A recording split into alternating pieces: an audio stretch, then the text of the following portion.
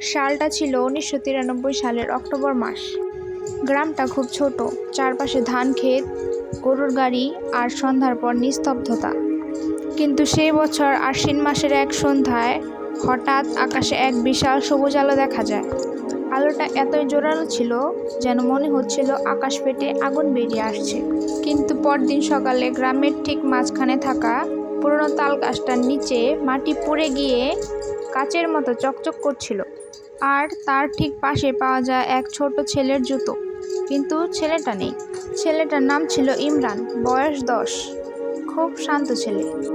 শেষবার তাকে কেউ দেখেছিল গরুর পেছনে দৌড়াতে দৌড়াতে তাল গাছের দিকে যেতে। পরের কয়েক রাতে গ্রামের ৩ জন লোক হঠাৎ গায়েব হয়ে যায়। সবাই বলে তারা শেষবার একই জায়গায় গিয়েছিল, তাল গাছটার আশেপাশে।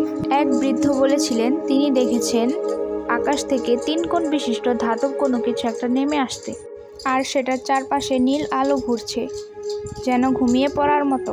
তিনি ঘুমিয়ে পড়েছিলেন আর এরপর উঠে দেখেন চারপাশে কেউ নেই, শুধু শোনা যাচ্ছিল মাটির নিচে কেউ যেন কড়া নাড়ছে।